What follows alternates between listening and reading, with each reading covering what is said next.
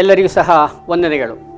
ಕೇಶವ ಸ್ಮೃತಿ ಸಂವರ್ಧನಾ ಸಮಿತಿ ಸಂಘನಿಕೇತನ ಮಂಗಳೂರು ಹಾಗೂ ನಮ್ಮ ಟಿ.ವಿ ಚಾನಲ್ ಎಲ್ಲ ವೀಕ್ಷಕ ಬಾಂಧವರಿಗೆ ಈ ಒಂದು ಆರೋಗ್ಯಕ್ಕಾಗಿ ಯೋಗ ಈ ಒಂದು ಕಾರ್ಯಕ್ರಮಕ್ಕೆ ಪ್ರೀತಿಪೂರ್ವಕ ಸ್ವಾಗತ ಬಂಧುಗಳೇ.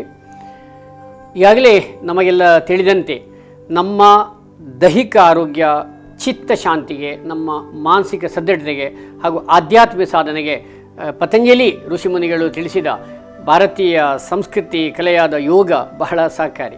ಹಾಗೆ ಈ ಸಂಚಿಕೆಯಲ್ಲಿ ನಾವು ಮಲಗಿಕೊಂಡು ಮಾಡುವ ಇನ್ನಷ್ಟು ಆಸನಗಳನ್ನು ಕಲಿಯೋಣ.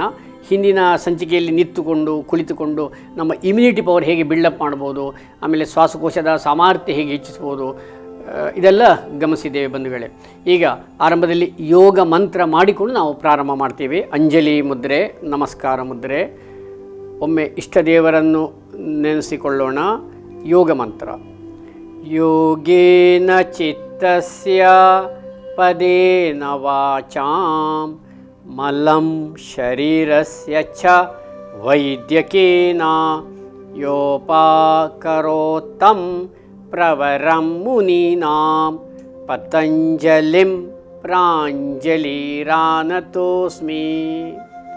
ಆತ್ಮೀಯ ಎಲ್ಲ ವೀಕ್ಷಕ ಬಾಂಧವರೇ, ಪ್ರಥಮವಾಗಿ ಎಂದಿನಂತೆ ಮನಸ್ಸನ್ನು ಒಂದೆಡೆ ಕೇಂದ್ರೀಕೃತಗೊಳಿಸುವಂತಹ ಸರಳ ಧ್ಯಾನ ಅಭ್ಯಾಸ ಮಾಡೋಣ. ಬೆನ್ನು ಕುತ್ತಿಗೆ ನೇರ, ತೀರಾ ಕಷ್ಟ ಆಗೋರು ಕುರ್ಚಿಯಲ್ಲಿ ಕುಳಿತು ಮಾಡ್ಬೋದು. ಯಾವುದಾದ್ರೂ ಒಂದು ಆಸನ ಆಯ್ಕೆ ಮಾಡಿ ಆಂತರಿಕ ವಿಷಯಗಳಾದ ಶ್ವಾಸೋಚ್ಛ್ವಾಸವನ್ನೇ ಗಮನಿಸೋಣ. ಮನಸ್ಸನ್ನು ಒಂದೆಡೆ ಕೇಂದ್ರೀಕೃತಗೊಳಿಸುವ, ಉಸಿರನ್ನು ಗಮನಿಸುವ ಚಿಕ್ಕ ಧ್ಯಾನ ಮಾಡೋಣ.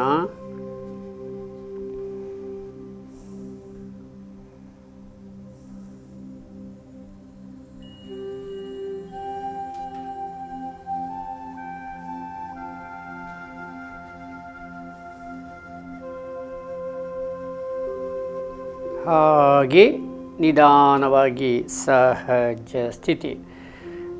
ಆತ್ಮೀಯ ಬಂಧುಗಳೇ, ಇಲ್ಲಿ ಧ್ಯಾನದ ಬಗ್ಗೆ ಒಂದೆರಡು ವಿಚಾರಗಳನ್ನು ಈ ಸಂದರ್ಭದಲ್ಲಿ ಹೇಳಲಿಕ್ಕೆ ಇಚ್ಛೆ ಪಡ್ತಾ ಇದ್ದೇವೆ.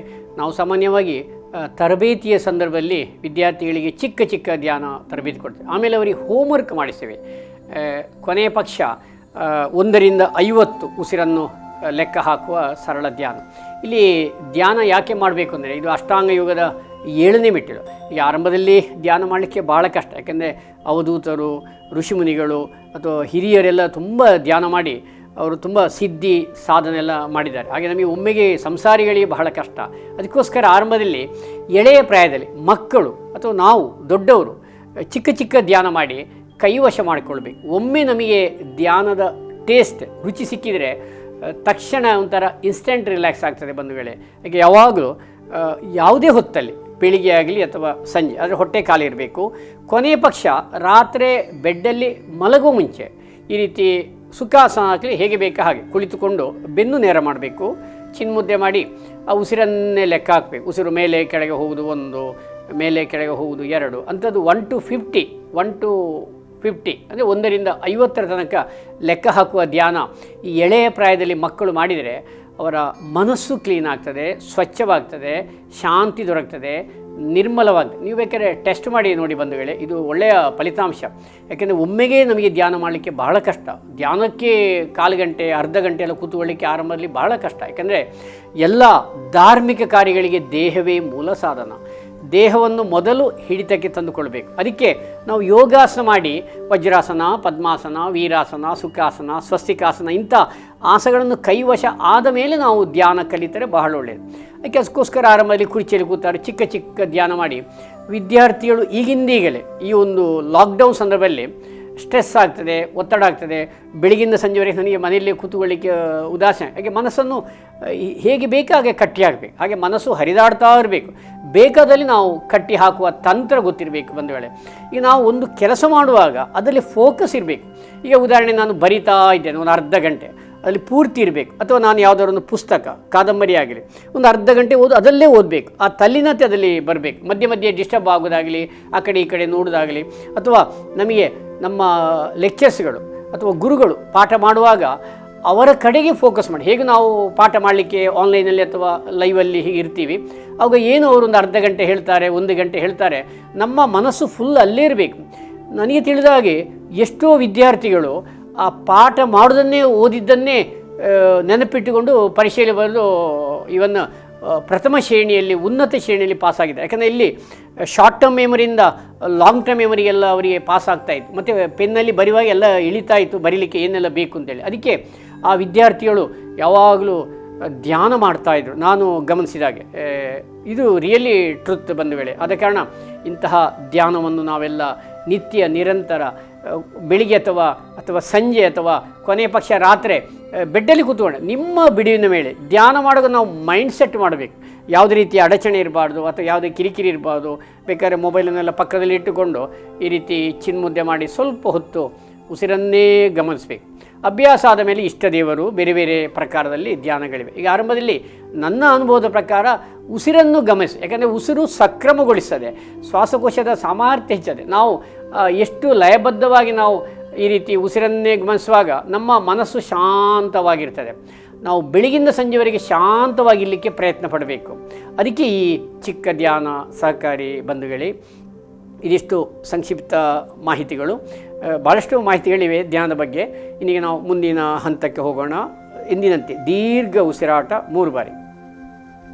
ಇದೀಗ ಕುಮಾರಿ ಆಕಾಂಕ್ಷ ಪ್ರಾತ್ಯಕ್ಷತೆ ಮೂಲಕ ಸುಖ ಪ್ರಾಣಾಯಾಮ ಪ್ರಸ್ತುತಪಡಿಸ್ತಾ ಇದ್ದಾಳೆ. ನೋಡಿ, ಬೆನ್ನು ಕುತ್ತಿಗೆ ನೇರ, ದೀರ್ಘವಾಗಿ ಉಸಿರು ತಗೊಳ್ಬೇಕು, ದೀರ್ಘವಾಗಿ ಬಿಡಬೇಕು. ಇದು ಸಹ ಒಳ್ಳೆಯದು. ಮನಸ್ಸಿನ ಚಂಚಲತೆಯನ್ನು ನಿವಾರಿಸುವ ಕ್ರಮಬದ್ಧ ಉಪಾಯವೇ ಪ್ರಾಣಾಯಾಮ. ಇದು ಸರಳ, ಸುಲಭ, ಯಾವುದೇ ಅಡ್ಡ ಪರಿಣಾಮ ಇಲ್ಲ.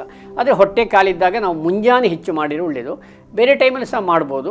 ಈ ರೀತಿ 3 ಬಾರಿ, 6 ಬಾರಿ, 16, 21 ಹಾಗೆಲ್ಲ ಮಾಡಬಹುದು. ಯಾವುದೇ ಪ್ರಾಣಾಯಾಮ ಮಾಡೋದು ನಮಗೆ ಸುಖವಾಗಿರಬೇಕು, ಹರ್ಟಾಗಬಾರ್ದು, ಒತ್ತಡ ಆಗಬಾರ್ದು, ಅದು ಬಹಳ ಮುಖ್ಯ. ಎಸ್, ಈ ರೀತಿ ಕೊನೆಯ ಬಾರಿ ಮಾಡುತ್ತಾ ರಿಲ್ಯಾಕ್ಸ್.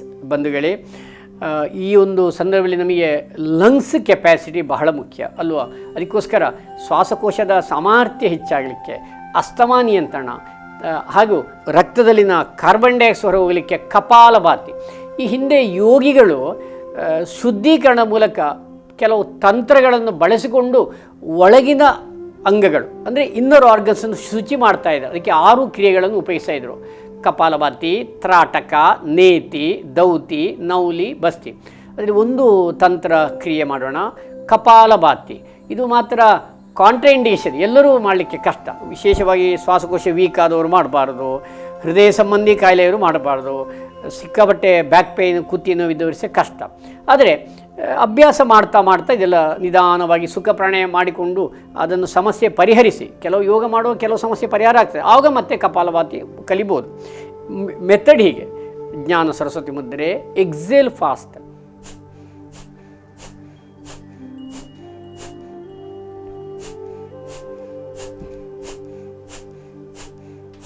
ಈ ರೀತಿ ಉಸಿರನ್ನು ಸ್ಫೋಟದ ರೂಪದಲ್ಲಿ. ಇದು ಎಷ್ಟು ಹೊತ್ತು ಮಾಡಬೇಕು? ಕೆಲವರು ಕ್ಲಾಸಲ್ಲಿ ಕೇಳ್ತಾ ಇರ್ತಾರೆ. ಸಹಜ. ಸಾಮಾನ್ಯ 60ರಿಂದ 120 ಸ್ಟ್ರೋಕ್ ಮಾಡಿ. ಇನ್ನೂ ಕೆಲವರು 500 ಮಾಡ್ತಾರೆ, 1000 ಮಾಡ್ತಾರೆ. ಆದರೆ ರುಟೀನ್ ಹೆಲ್ತಿಗೆ ಒಂದು 60ರಿಂದ 120 ಎಲ್ಲ ಧಾರಾಳ ಸಾಕಾಗುತ್ತೆ. ಅಥವಾ 150 ಎಲ್ಲ ಮಾಡ್ಬೋದು, ಅಥವಾ ಹೆಚ್ಚು ಅಂದರೆ 200 ಮಾಡ್ಬೋದು. ಯಾಕೆಂದರೆ ಲಂಗ್ಸ್ ಕೆಪ್ಯಾಸಿಟಿಗೆ ಒನ್ ಆಫ್ ದ ಬೆಸ್ಟ್ ಇದು ಕ್ರಿಯೆಯೇ ಹೌದು, ಪ್ರಾಣಾಯಾಮ ಹೌದು. ಯಾವುದು? ಕಪಾಲಭಾತಿ. ಕಪಾಲ ಎಂದರೆ ತಲೆಬುರುಡೆ, ಭಾತಿ ಎಂದರೆ ಬೆಳಕು, ಮಿದುಳಿನ ಜೀವಕೋಶಗಳ ಪುನಶ್ಚೇತಕ್ಕೆ ಕಪಾಲಭಾತಿ. ಇನ್ನೊಮ್ಮೆ ಎಲ್ಲ ಸಾವಕಾಶವಾಗಿ ಮೆಲ್ಲ. ಈಗ ಭುಜ ಎಲ್ಲ ಮೂವ್ ಆಗಬಾರ್ದು, ಫ್ರೀಯಾಗಿ ಮಾಡಬೇಕು. ಇದರಲ್ಲೊಮ್ಮೆ ಸರಿಯಾಗಿ ಗಮನಿಸಿಕೊಂಡು ಈ ಯೋಗವನ್ನೊಮ್ಮೆ ಗುರುಮುಖೇನ ಕಲಿತು ಮಾಡಬೇಕು. ಈಗ ಪ್ರಸಕ್ತ ಬಡಿಸಲಿ ಆನ್ಲೈನ್ ತರಗತಿ ನಡೀತಾ ಇದೆ. ಅವರವರ ಗುರುಗಳನ್ನು ಸಂಪರ್ಕಿಸಿ ಆನ್ಲೈನ್ ಸಹ ಕಲಿಬೋದು ಅಂತ ನನ್ನ ಅನುಭವ. ಯಾಕೆಂದರೆ ಈ ಒಂದು ಪರಿಸ್ಥಿತಿಯಲ್ಲಿ ಲೈವ್ ಸಹ ಕಷ್ಟ. ಒಮ್ಮೆ ಕೊರೋನಾ ಎಲ್ಲ ಕಮ್ಮಿ ಆದ ಮತ್ತೆ ಲೈವಲ್ಲಿ ಕಲಿಬೇಕು. ಅಷ್ಟರವರೆಗೆ ಒಂದು 2 ವಾರ ವಾಚ್ ಮಾಡಬೇಕು. ಆನ್ಲೈನ್ ತರಗತಿಗಳು ನನ್ನ ಅನುಭವದ ಪ್ರಕಾರ ಬಹಳ ಸುಲಭ. ಈಗ ನಾವು ಸುಮಾರು 1 ವರ್ಷದ ಮೇಲೆ ಮಾಡ್ತಾ ಇದ್ದೀವಿ. ಭಾಳಷ್ಟು ಮಂದಿಗೆ ಪ್ರಯೋಜನ ಸಿಕ್ಕಿದೆ, ಯಾಕೆಂದರೆ ಅವರ ಅನುಭವವನ್ನು ಸಹ ಶೇರ್ ಮಾಡಿದ್ದಾರೆ. ಆದರೆ ಸರಿ ಗಮನಿಸಬೇಕು, ಒಂದು 2 ವಾರ, ಆಮೇಲೆ ತುಂಬ ಸುಲಭ ಆಗಿದೆ. ಮತ್ತು ಒಟ್ಟೊಟ್ಟಿಗೆ ಸಂಪರ್ಕ ಸಾಧಿಸಿ ಮಾತಾಡಿಕೊಂಡು ಡೌಟ್ ಎಲ್ಲ ಕ್ಲಿಯರ್ ಮಾಡಿಕೊಳ್ಬೇಕು. ಓಕೆ ಬಂಧುಗಳೇ, ಈಗ ಕಪಾಲಭಾತಿ ನಾವು ನೋಡಿದ್ದೇವೆ. ಇನ್ನು ಕೊನೆಯ ಹಂತ ಭುಜಗಳ ವ್ಯಾಯಾಮ. ನೋಡಿ, ಶೋಲ್ಡರ್ ರೊಟೇಷನ್. ಸ್ವಲ್ಪ ಕೆಲವು ವ್ಯಾಯಾಮಗಳನ್ನೆಲ್ಲ ನಾವು ಯೋಗ ಮುಂಚೆ ಮಾಡುವಂಥ ಸೂಕ್ಷ್ಮ ವ್ಯಾಯಾಮ. ರೊಟೇಟ್ ದ ಶೋಲ್ಡರ್ ಈ ರೀತಿ clockwise anti clockwise ಈ ರೀತಿ ಅಭ್ಯಾಸ ಮಾಡಬೇಕು. ಇಲ್ಲಿ ಮೊಣಕೈ ಜಾಯಿಂಟ್ ಆಗಿರಬೇಕು.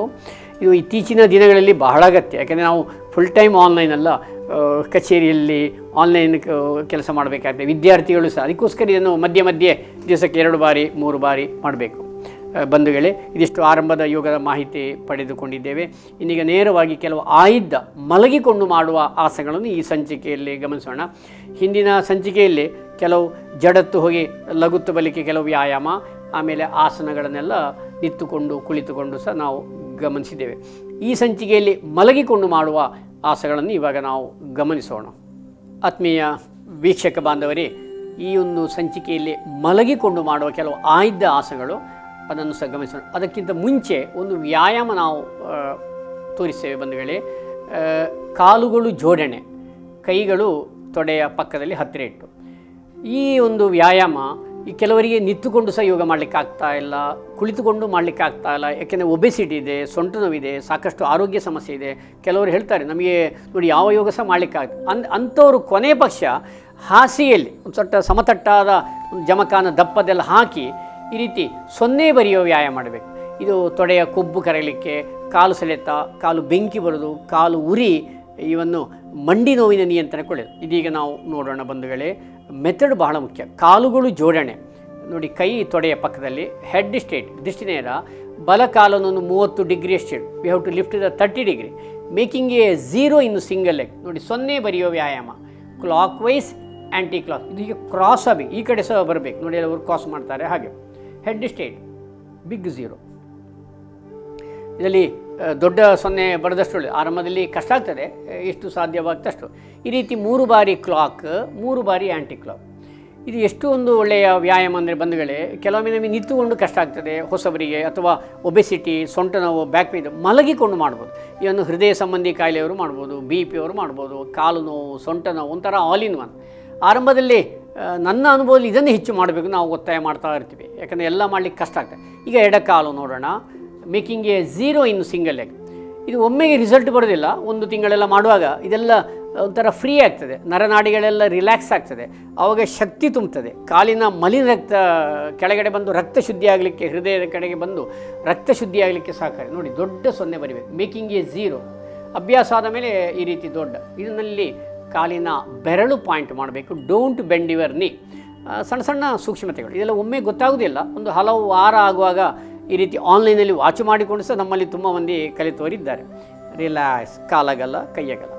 ಯಾರಿಗೆ ಹೆಚ್ಚು ಟೆನ್ಷನ್ ಆಗ್ತದೆ, ಆ್ಯಂಗ್ಸೈಟಿ ಆಗ್ತದೆ, ಒತ್ತಡ ಆಗ್ತದೆ, ಅವರು ಈ ರೀತಿ ದಿವಸಕ್ಕೆ BP ಹೈ ಇದ್ದವರು, ಮಧುಮೇಹದ ಸಮಸ್ಯೆ ಇದ್ದವರು, ಈ ಪ್ರಸಕ್ತ ಇವನು ಕೊರೋನಾ ಪೇಷೆಂಟ್ ಆಗಲಿ ಶವಾಸ ಮಾಡಬೇಕು. ಇದಕ್ಕೆ ವಿಶ್ರಾಂತಿಯ ಸಂದೇಶವನ್ನು ಕಳಿಸಬೇಕು, ರಿಲ್ಯಾಕ್ಸ್ ಆಗಲಿಕ್ಕೆ ಬಹಳ ಒಳ್ಳೆಯದು. ಹಾಗೆ ನಾವು ಮುಂದುವರಿಸಿಕೊಂಡೇ ಹೋಗೋಣ ಬಂಧುಗಳೇ. ಕಾಲುಗಳು ಜೋಡಣೆ, ಉತ್ತಿತ ಏಕಪಾದಾಸನ, ಕೈಗಳು ತೊಡೆ ಹತ್ತಿರ. ಇದರ ಉಪಯೋಗ ಹೇಳ್ತೇನೆ, ಬೆನಿಫಿಟ್ ತಿಳಿಸೀನಿ. ಕಾಲುಗಳಿಗೆ ಹೆಚ್ಚು ಶಕ್ತಿ, ಕಾಲಿನ ಮಲಿನ ರಕ್ತ ಕೆಳಕ್ಕೆ ಬಂದು ರಕ್ತ ಶುದ್ಧಿಯಾಗಲಿಕ್ಕೆ ಸಹಕಾರಿ.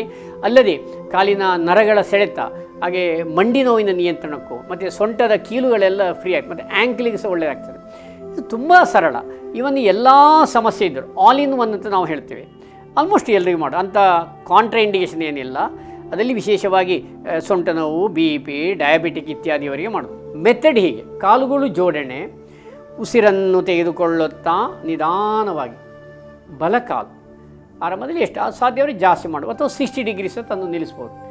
ಎಕ್ಸೇಲ್, ಉಸಿರನ್ನು ಬಿಡುತ್ತಾ ಕೆಳಗಡೆ. ಹೆಡ್ ಸ್ಟ್ರೇಟ್, ಎಲ್ಲ ಫ್ರೀಯಾಗಿ ಮಾಡಬೇಕು. ಈಗ ಉಸಿರನ್ನು ತೆಗೆದುಕೊಳ್ಳುತ್ತಾ ಎಡಕಾಲು, means left leg you have to lift. Inhale, lift the left leg. Exhale, ನೋಡಿ ಈ ರೀತಿ ಕಮ್ ಬ್ಯಾಕ್. ನೋಡಿ ಸಾವಕಾಶವಾಗಿ ಹಾಯಾಗಿ ಮಾಡು. ಇದೆಲ್ಲ ಕೈವಶ ಆಗಬೇಕಾದ್ರೆ ಒಂದು 2 ವಾರ ಎಲ್ಲ ಬೇಕಾಗ್ತದೆ, ಒಮ್ಮೆಗೆ ಆಗೋದಿಲ್ಲ. ಕೆಲವರು ಫಾಸ್ಟ್ ಮಾಡಿರ್ತಾರೆ, ಮಂಡಿ ಬಗ್ಗಿಸ್ತಾರೆ. ನೋಡಿ ಇನ್ನೊಮ್ಮೆ ನೋಡಿ, ಉತ್ತಿತ ಏಕಪಾದಾಸನ. ಇದರ ಹೆಸರು ಉತ್ತಿತ ಏಕಪಾದಾಸನ. ಉಸಿರನ್ನು ತೆಗೆದುಕೊಳ್ಳುತ್ತಾ ನಿಧಾನವಾಗಿ ಹೀಗೆ ಬಲಕಾಲನ್ನು ಮೇಲೆ ಎತ್ತಬೇಕು. ಆಮೇಲೆ ಉಸಿರನ್ನು ಬಿಡುತ್ತಾ ನಿಧಾನವಾಗಿ ಕೆಳಕ್ಕೆ ಇಳಿಸಬೇಕು. ಇನ್ನೊಮ್ಮೆ ಕೊನೆಯ ಬಾರಿ ಎಡಕಾಲನ್ನು ನೋಡೋಣ. While inhale, lift the left leg, ಅಂದರೆ ಪೂರಕ, ಆಮೇಲೆ ರೇಚಕ, ಈ ರೀತಿ ಮಾಡಬೇಕು ಬಂಧುಗಳೇ. ಇದು ಇನ್ನೊಂದು ಬೆನಿಫಿಟ್ ಏನಂದರೆ ಬ್ಲಡ್ ಎಲ್ಲ ಸರಿ ಸರ್ಕ್ಯುಲೇಷನ್ ಆಗ್ತದೆ, ನರಗಳೆಲ್ಲ ಬಲಿಷ್ಠಗೊಳ್ಳಲಿಕ್ಕೆ ಸಹಕಾರಿ ಬಂಧುಗಳೇ. ಮುಂದಿನ ಹಂತಕ್ಕೆ ಹೋಗೋಣ. ತರಬೇತಿ ಸಮಯದಲ್ಲಿ ಮತ್ತು ಭಾಳಷ್ಟು ಮಂದಿ ಕೇಳ್ತಾರೆ, ಹೊಟ್ಟೆ ಫ್ಯಾಟ್ ಬರ್ನ್ ಆಗಲಿಕ್ಕೆ, ಎಬ್ಡಮಿನ್ ಮಜಲ್ ಸ್ಟ್ರಾಂಗ್ ಆಗಲಿಕ್ಕೆ, ಹರ್ನಿಯ ಎಲ್ಲ ಅಷ್ಟು ಕಾಡದೇ ಇರಲಿಕ್ಕೆ ಊರ್ಧ್ವ ಪ್ರಸಾರಿತ ಪಾದಾಸನ, ಇದು ಸೊಂಟ ಗಟ್ಟಿಯಾಗಲಿಕ್ಕೆ ಭಾರಿ ಒಳ್ಳೆಯದು. ಇವನು ಗ್ಯಾಸ್ಟ್ರಿಕ್ ಒಳ್ಳೆಯದು. ಆದರೆ ತೀರಾ ಕ್ರಾನಿಕ್ ಸೊಂಟ ನೋವಿದ್ದವರು ಮಾಡೋದು ಬೇಡ. ಹೆಚ್ಚಿನ ರಕ್ತದೊತ್ತಡ ಹಾಗೂ ಹೃದಯ ಸಂಬಂಧಿ ಕಾಯಿಲೆಯವರು ಸಹ ನಾವು ಮಾಡೋದು ಬೇಡ. ಅವರು ಆವಾಗ ಇದನ್ನೇ ಮಾಡಬೇಕು ಒಂದೊಂದು ಕಾಲು. ಈಗ ಮಾಡುವ ಮುಂದಿನ ಆಸನ ಊರ್ಧ್ವ ಪ್ರಸಾರಿತ ಪಾದಾಸನ. ಊರ್ಧ್ವ ಎಂದರೆ ಮೇಲ್ಭಾಗ, ಪ್ರಸಾರಿತ ಹರಡು, ಎರಡೂ ಕಾಲು ಮೇಲಕ್ಕಿತ್ತು. ಇದಕ್ಕೆ ಬೇರೆ ಬೇರೆ ಹೆಸರಿದೆ, ಉತ್ಥಾನ ಪಾದಾಸನ ಹೇಳ್ತಾರೆ. ಈಗ ನೋಡೋಣ. ಕಾಲುಗಳು ಜೋಡಣೆ, ಇಲ್ಲಿ ಹಸ್ತ ಕೆಳಗೆ ಕೊಂಡೋಳು ಸೀಟಿನಡಿ, ಯಾಕೆಂದರೆ ಸೊಂಟಕ್ಕೆ ಒತ್ತಡ ಆಗಬಾರ್ದು ಹೇಳುವ ಉದ್ದೇಶದಿಂದ ಹಸ್ತ ಕೊಂಡೋಗಿ ಹೇಳ್ತೇವೆ. ಆ್ಯಕ್ಚುಲಿ ನಾವು ತರಬೇತಿ ನೀಡುವಾಗ 30 ಡಿಗ್ರಿ, 60 ಡಿಗ್ರಿ, 90 ಡಿಗ್ರಿ. ಈಗ ನಾವು 90 ಡಿಗ್ರಿ ತೋರಿಸ್ತೇವೆ. ಇನ್ಹೇಲ್ ಅಂದರೆ ಪೂರಕ, ಉಸಿರನ್ನು ತೆಗೆದುಕೊಳ್ಳುತ್ತಾ ಈ ರೀತಿ 90 ಡಿಗ್ರಿ. ನೋಡಿ ಆಲ್ಮೋಸ್ಟ್ 90 ಡಿಗ್ರಿಗೆ ಬಂತು. ಇಲ್ಲಿ ನೋಡಿ ಬ್ಲಡ್ ರಶಸ್ ಉಂಟು, ಕೆಳಗೆ ಕಾಲಿನ ಮಲಿನ ರಕ್ತ ಬರ್ತಾ ಇರ್ತದೆ ಶುದ್ಧ ಆಗಲಿಕ್ಕೆ. ಮತ್ತು ಕಾಲಿನ ಬಲಿಷ್ಠತೆಗೆ ಇಲ್ಲಿ ಕಿಬ್ಬೊಟ್ಟೆಗೆ ಪ್ರೆಷರ್ ಸಿಗ್ತದೆ. ಇಲ್ಲಿ ಸಹಜ ಉಸಿರಾಟ, ಒಂದು ಎಷ್ಟು ಬೇಕಷ್ಟು. Exhale, come back. ನೋಡಿ ಇಲ್ಲಿ 60 ಡಿಗ್ರಿ ನಿಲ್ಲಿಸ್ಬೋದು. ಇಲ್ಲಿ ಸಹ ನಾವು 10 ಕೌಂಟ್ ಕೊಡ್ತೀವಿ ಈ ರೀತಿ 1 2 3 ಅಂತೇಳಿ. ಅಲ್ಲಿ ಸ್ವಲ್ಪ ಹೊತ್ತು ಇದ್ದುಕೊಂಡು ಎಕ್ಸೇಲ್, ಕಮ್ ಬ್ಯಾಕ್. ಹಾಗೆ ಬೇರೆ ಬೇರೆ ಪ್ರಕಾರದಲ್ಲಿ ತರಬೇತಿ ಇದೆ ಬಂಧುಗಳು. ಇದು one of the best exercise yoga for the fat burning. ಇದನ್ನು ಮೇಲೆ ಕೆಳಗಿಂತ ಫಾಸ್ಟ್ ಮಾಡೋ ಎಕ್ಸಸೈಸ್ ಇದೆ. ಇದು ಯೋಗದ ಮೂಲಕ ಮಾಡಿದರೆ ಪರಿಣಾಮಕಾರಿ ಜಾಸ್ತಿ. ಈಗ 60 ಡಿಗ್ರಿ 90 ಡಿಗ್ರಿ ಉಸಿರನ್ನು ತೆಗೆದುಕೊಳ್ಳುತ್ತಾ ನಿಧಾನವಾಗಿ 60 ಡಿಗ್ರಿ 60 ಡಿಗ್ರಿ, ಇದಕ್ಕೆ ಹೆಸರು ಊರ್ಧ್ವ ಪ್ರಸಾರಿತ ಪಾದಾಸನ. ಇವನು 30 ಡಿಗ್ರಿ ಸಹ ಮಾಡ್ಬೋದು. ಈಗ ನಾವು 60 ಡಿಗ್ರಿಯಷ್ಟು ತೋರಿಸ್ತಾ ಇದ್ದೇವೆ. ಉತ್ಥಾನ ಪಾದಾಸನ ಬೇರೆ ಬೇರೆ ಹೆಸರಲ್ಲಿ ಕರೀತಾರೆ. ಇಲ್ಲಿ ಸ್ವಲ್ಪ ಹೊತ್ತು. ಆಮೇಲೆ 90 ಡಿಗ್ರಿ, ಕಾಲುಗಳಿಗೆ ಹೆಚ್ಚು ಶಕ್ತಿ, ಸೊಂಟ ಬಲಿಷ್ಠ ಆಗಲಿಕ್ಕೆ, ಗ್ಯಾಸ್ಟ್ರಿಕ್ಕಿಗೆ, ಕೊಬ್ಬು ಕರಗಲಿಕ್ಕೆ, ಹೊಟ್ಟೆ ಫ್ಯಾಟ್ ಬರ್ನ್ ಆಗಲಿಕ್ಕೆ ಬಹಳ ಪ್ರಾಮುಖ್ಯವಾದ ಆಸನ ಈ ಊರ್ಧ್ವ ಪ್ರಸಾರಿತ ಪಾದಾಸನ. ಇಲ್ಲಿ ಸ್ವಲ್ಪ ಹೊತ್ತು ಸಹಜ ಉಸಿರಾಟ ಬಂಧುಗಳೇ. ಆಮೇಲೆ ಉಸಿರನ್ನು ಬಿಡುತ್ತಾ ನಿಧಾನವಾಗಿ ಪೂರ್ತಿ ಕೆಳಕ್ಕೆ ಇಳಿಸಬೇಕು. ರಿಲ್ಯಾಕ್ಸ್. ಇದೀಗ ನಾವು ಮಲಗಿಕೊಂಡು ಮಾಡುವ ಆಸನಗಳಲ್ಲಿ 0 ಬರೆಯುವಂಥದ್ದು ವ್ಯಾಯಾಮ. ಆಮೇಲೆ ಉತ್ತಿತ ಏಕ ಪಾದಾಸನ, ಊರ್ಧ್ವ ಪ್ರಸಾರಿತ ಪಾದಾಸನ ಗಮನಿಸಿದ್ದೇವೆ. ಭಾಳಷ್ಟು ಮಂದಿ ಇತ್ತೀಚಿನ ದಿನಗಳಲ್ಲಿ ಬ್ಯಾಕ್ ಪೇಯ್ನ್ ಹೇಳ್ತಾರೆ. ಮುದ್ರೆ ಹೇಗೂ ಹಿಂದಿನ ಸಂಚಿಕೆಯಲ್ಲಿ ನಾವು ತೋರಿಸಿದ್ದೇವೆ. ಯೋಗದಲ್ಲಿ ಸೇತು ಬಂದ ಸರ್ವಾಂಗಾಸನ, ಬ್ರಿಡ್ಜ್ ಪೋಶ್ಚರು ಪರಿಣಾಮಕಾರಿಯಾದ ಆಸನ. ಬ್ಯಾಕ್ ಪೇಯ್ನ್ ಹತೋಟಿಗೆ, ನಿಯಂತ್ರಣಕ್ಕೆ, ಥೈರಾಯ್ಡ್ ಗ್ರಂಥಿ ಆರೋಗ್ಯವರ್ಧನೆ, ಇವನ್ ಫರ್ಟಿಲಿಟಿ ಸಮಸ್ಯೆಗೆ ಸಹ ಒಳ್ಳೆಯದು. ಮೆಥಡ್ ಗಮನಿಸಿ, ಆಲ್ಮೋಸ್ಟ್ ಎಲ್ಲರೂ ಮಾಡ್ಬೋದು. ತೀರಾ ಹೃದಯ ಸಂಬಂಧಿ ಕಾಯಿಲೆಯವರು ನಾವು ಬೇಡ ಹೇಳ್ತೀವಿ. ಅದರಲ್ಲಿ ವಿಶೇಷ ಎಂದರೆ ಶ್ವಾಸಕೋಶಕ್ಕೂ ಒಳ್ಳೆಯದು. ಶ್ವಾಸಕೋಶದ ಸಾಮರ್ಥ್ಯ ಹೆಚ್ಚಾಗಲಿಕ್ಕೆ ನೋಡೋಣ ಹೇಗೆ ಅಂತೇಳಿ. ಪ್ರಥಮವಾಗಿ 2 ಕೈಗಳ ಸಹಾಯದಿಂದ 2 ಕಾಲನ್ನು ಮಡಿಸಬೇಕು. ಇಲ್ಲಿ ಸಹ ಬೇರೆ ಬೇರೆ ಪ್ರಕಾರಗಳಲ್ಲಿ ಸಹ ತರಬೇತಿ ಇದೆ ಬಂಧುಗಳೇ. ಅದರ ಗೋಲು ಒಂದೇ ಆಗಿರ್ತದೆ. ನೋಡಿ ಈ ರೀತಿ 2 ಕೈಗಳಿಂದ ಹಿಂಗಾಲು ಕ್ಯಾಚ್ ಮಾಡಬೇಕು. ನೋಡಿ heels we have to catch it. ಇಲ್ಲಿ ಹೆಡ್ ಸ್ಟ್ರೈಟ್ ಇರಬೇಕು, ಅಲ್ಲಿ ಸ್ವಲ್ಪ ಅಗಲ ಸಮಾನಾಂತರವಾಗಿರಬೇಕು. ಆಮೇಲೆ ಉಸಿರನ್ನು ತೆಗೆದುಕೊಳ್ಳುತ್ತಾ ನಿಧಾನವಾಗಿ ಸೀಟನ್ನು ಎತ್ತಬೇಕು. ಲಿಫ್ಟ್ ದ ಸೀಟ್, ಹಿಪ್ ಎತ್ತಬೇಕು. ನೋಡಿ ಈ ಥರ ಬ್ರಿಡ್ಜಿನಾಗ ಕಾಣ್ತದೆ. ಇಲ್ಲಿ ಚಿಂಟುದ ಕಾಲರ್ ಬಂದು ಕಣ್ಣು ಮುಚ್ಚಬೇಕು. ಈ ಸ್ಥಿತಿಯಲ್ಲಿ ಸಹಜ ಉಸಿರಾಟ. ಸೊಂಟ ನೋವಿಗೆ ನಾವು ರಾಮಬಾಣ ಹೇಳ್ತೀವಿ. ಆಲ್ಮೋಸ್ಟ್ ತುಂಬ ಮಂದಿಗೆ ಸಹಕಾರಿ, ಕೆಲವರಿಗೆ ಮಾತ್ರ ಕಷ್ಟ ಆಗ್ತದೆ. ಇಲ್ಲಿ ಸ್ವಲ್ಪ ಹೊತ್ತು ನಾರ್ಮಲ್ ಬ್ರೀದ್ ಅಥವಾ ಸಹಜ ಉಸಿರಾಟ. ಉಸಿರನ್ನು ಬಿಡುತ್ತಾ ನಿಧಾನವಾಗಿ ಕೆಳಕ್ಕೆ ಇಳಿಸಬೇಕು. ಇದಕ್ಕೆ ಹೆಸರು ಸೇತು ಬಂದ ಸರ್ವಾಂಗಾಸನ. ಇದು ಬ್ಯಾಕ್ ಪೇಯ್ನ್ ಕಂಟ್ರೋಲಿಗೆ ಬಹಳ ಒಳ್ಳೆಯದು. ಯಾಕೆ ನಾವು ಕಲಿಯುವಾಗ ಏನು ಮಾಡಬೇಕಿದ್ರೆ ಒಮ್ಮೆಗೆ ಕಷ್ಟ ಆಗ್ತದೆ. ಅವರಿಗೆ ಇನ್ಹೇಲ್ ಸ್ವಲ್ಪ ಲಿಫ್ಟ್ ಮಾಡಬೇಕು. ಇನ್ನೊಮ್ಮೆ ಗಮನಿಸೋಣ. 2 ಕೈಗಳ ಸಹಾಯದಿಂದ ಹೀಗೆ 2 ಕಾಲನ್ನು ಮಡಚಿ ಇನ್ಹೇಲ್. ನೋಡಿ ಸ್ವಲ್ಪ ಎತ್ತೋದು. ಈಗ ನನಗೆ ಆಗೋದಿಲ್ಲ, ಕಷ್ಟ ಆಗ್ತದೆ. ನೋಡಿ ಇಷ್ಟು ಹೊಸಬು ಕಾಲು ಸ್ವಲ್ಪ ಅಗಲ ಇರ್ತದೆ.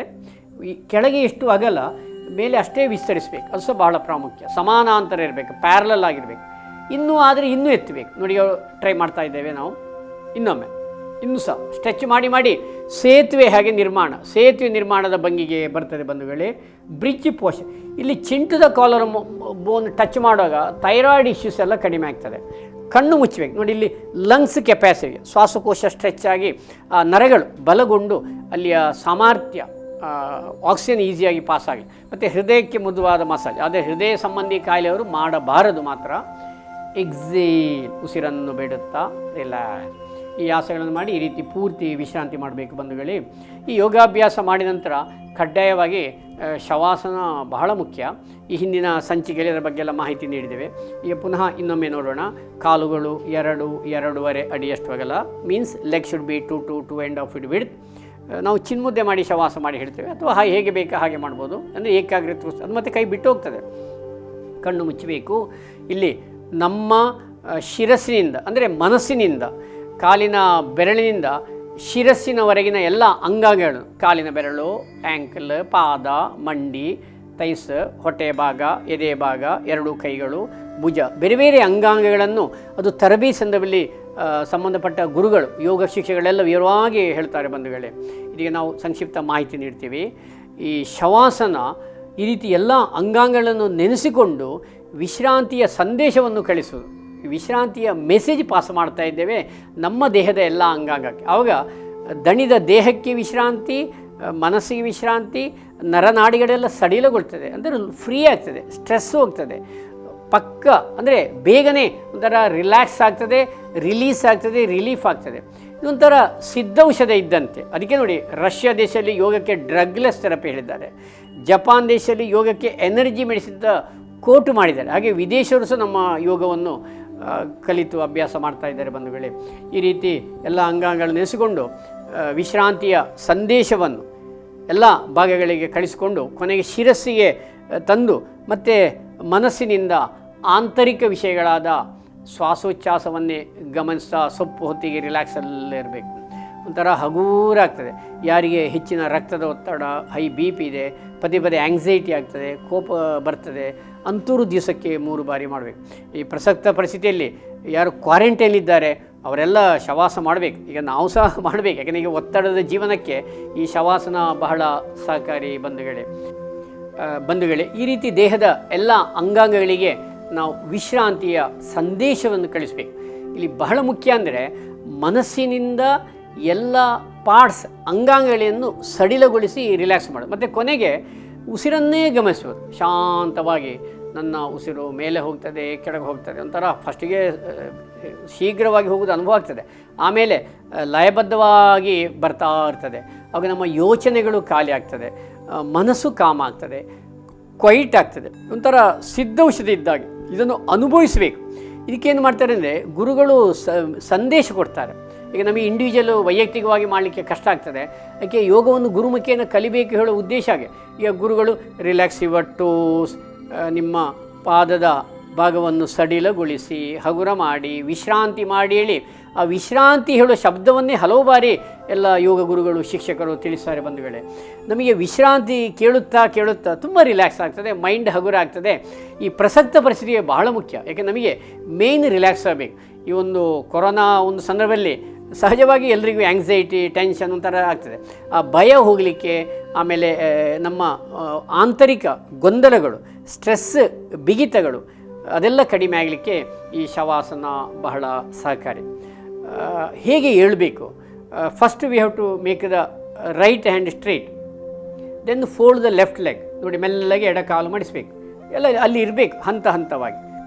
ಸ್ಲೋಲಿ ಟರ್ನ್ ರೈಟ್ ಸೈಡ್, ಅಂದರೆ ಎಡ ಕಾಲನ್ನು ಮಡಿಸಿಕೊಂಡು ಬಲಬದಿಗೆ ಪೂರ್ತಿ ತಿರುಗಬೇಕಲ್ಲಿ ಟರ್ನ್, ಆಮೇಲೆ ಮೆಲ್ಲಗೆ ಎದ್ದೇಳಬೇಕು ಬಂಧುಗಳು. ಇದು ಸಹ ಬೇರೆ ಬೇರೆ ಪ್ರಕಾರದಲ್ಲಿ ಹೇಳಲಿಕ್ಕಾಗ್ತದೆ. ರಿಲ್ಯಾಕ್ಸ್ ಎದ್ದುಕೊಂಡು ಯಾವುದಾದ್ರು ಭಂಗಿ ವಜ್ರಾಸನ ಕೂತ್ಕೊಳ್ಬೋದು. ಹಾಗೆ ಆತ್ಮೀಯ ಬಂಧುಗಳೇ, ಈ ಒಂದು ಸಂಚಿಕೆಯಲ್ಲಿ ಮಲಗಿಕೊಂಡು ಮಾಡುವ ಕೆಲವು ಆಯ್ದ ಆಸನಗಳನ್ನೆಲ್ಲ ಗಮನಿಸಿದ್ದೇವೆ. ಈಗ ನಾವು ಸಮಾಪನ ಮಾಡೋಣ. ಕೇಶವ ಸ್ಮೃತಿ ಸಂವರ್ಧನ ಸಮಿತಿ ಹಾಗೂ ಸಂಘನಿಕೇತನ ಮಂಗಳೂರು ಇವು ಹಾಗೂ ನಮ್ಮ TV ಇವರು ಅರ್ಪಿಸುವಂತಹ ಆರೋಗ್ಯಕ್ಕಾಗಿ ಯೋಗದ ಈ ಒಂದು ಯೋಗ ಸಂಚಿಕೆ ಮಾಲಿಕೆಯನ್ನು ಈ ಒಂದು ಸಂದರ್ಭದಲ್ಲಿ ಸಮಾಪನಗೊಳಿಸ್ತಾ ಇದ್ದೇವೆ. ಶಾಂತಿ ಮಂತ್ರದೊಂದಿಗೆ ಪಠಣ. ಸರ್ವೇ ಭವಂತು ಸುಖಿನಃ, ಸರ್ವೇ ಸಂತು ನಿರಾಮಯಾ, ಸರ್ವೇ ಭದ್ರಾಣಿ ಪಶ್ಯಂತು, ಮಾ ಕಶ್ಚಿತ್ ದುಃಖಭಾಗ್ ಭವೇತ್. ಓಂ ಶಾಂತಿ ಶಾಂತಿ ಶಾಂತಿ. ಎಲ್ಲರಿಗೂ ಸಹ ವಂದನೆಗಳು, ಧನ್ಯವಾದ.